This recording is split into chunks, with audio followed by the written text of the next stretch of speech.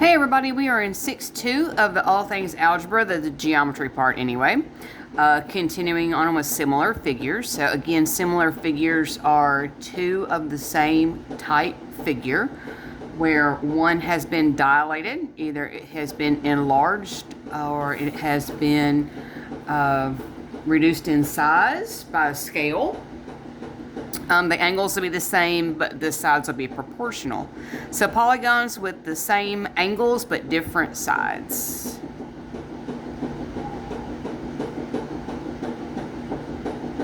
And these different sides, again, have to be the same ratio, the same proportion, the same scale. All right.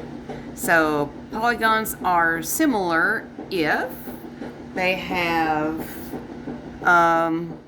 congruent angles,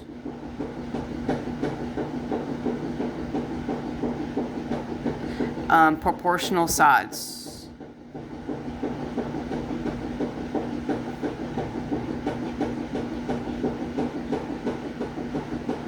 The ratio of corresponding sides is called the scale factor.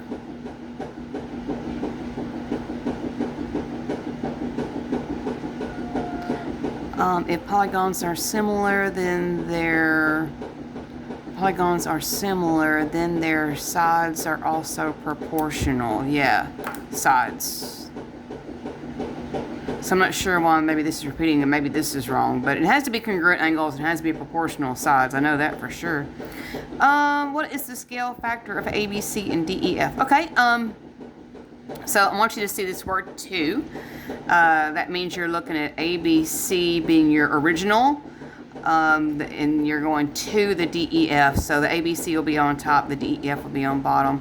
So, well, first I have to, I guess, match up. A, B being the first two letters will go with D, E. Let's see. So BC, oh, there goes my cat getting on the table. BC being the next two letters will match up to EF. Alright, and that means AC matches up to DF. Okay. Well, I need to do that. I need to know what it matches up so that I know what to compare. So the 8 will compare to the 12.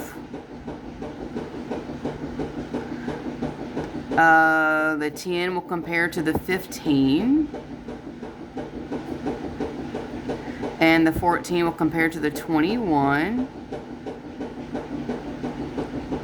And you want to simplify these. So again, they should be the same number in order for them to be similar figures. So 8 over 12 is 2/3. 10 over 15, 2/3. And 14 over 21, hey, we're in business. They're all 2/3. That's your scale factor. And again, you have to check really all three to see if they're even similar figures. Because if two are the same, but one of them is not, then, they're just not similar figures. All right, what's the scale factor of DEF to ABC? Okay, so they want us to kind of go backwards. So all of these numbers will be on top and all of these numbers will be on bottom. So again, it'd be 12 over 8. It'd just be these upside down. 10 over 15 and 21 over 14. So what would that be? 3 over 2. And what's the ratio of the perimeter? Okay, so we need to find the perimeter, but they want DF to be the one on top, so we have to add the 12, 15, and 21 to get the perimeter here. So I'm going to add 12, 15, and 21. So the perimeter is 48. And I'm going to add 18 and 14.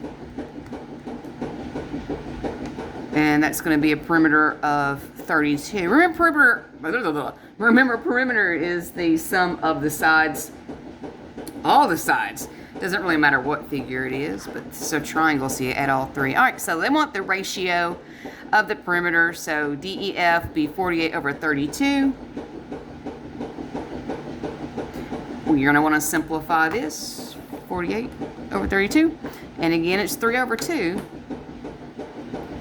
Knew that already because the sides would be the same scale, then I guess the perimeter would be the same. All right, so a valid similarity statement must match corresponding angles and sides. Write a similarity statement for the triangles above. Okay, so it would be, for me, triangle A, B, C is similar. That's the symbol for similar. And that would be similar to DEF.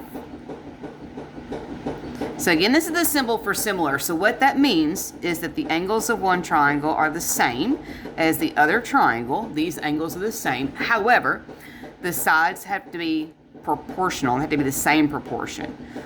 If you're going larger, like this is an enlargement from ABC to DEF, or if you go reduction, if you go DEF to ABC. Stop. Sorry. I got a new kitten. Somebody asked me the other day why I stopped doing videos. Well, that's one reason. Ow! Because I got a new kitten, and yeah, she came really sick with fleas and everything, and we've been taking care of her and nursing her back to health. All right, so let's go on to number 1. I says, list all congruent angles and write a proportion that relates the corresponding sides. Oh, I also wanted to take a break. It's summer vacation for me. And, you know, I deserved a break. So list all congruent angles and write a proportion that relates to the corresponding sides. Okay. Well, J goes with P.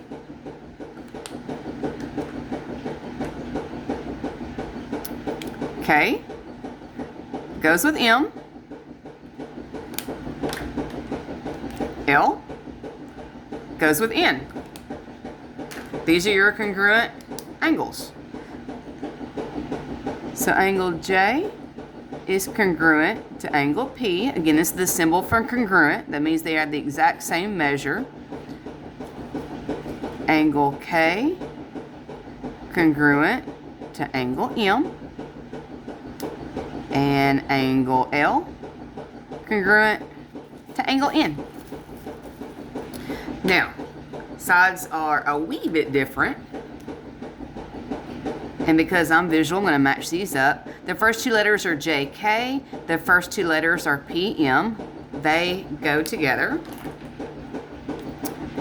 KL, the second and third letter, match up to MN, the second and third letter. And JL, the first and third letter, will match up to PN, the first and third letter. So these are how we're going to match them up. So I'm going to do JK over PM.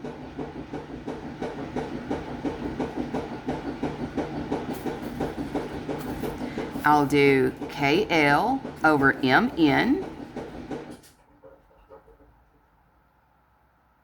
And then I'm going to do LJ, and that's going to go NP.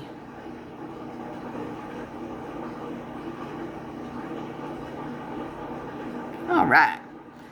So again, one more time, for you to have similar figures, it doesn't matter if they're triangles or anything else, you have to have congruent angles, and the sides and perimeters and the sides have to be the same proportion. If you check 2 and you assume that that third one is the exact same, you can be wrong, especially if you don't know the angles.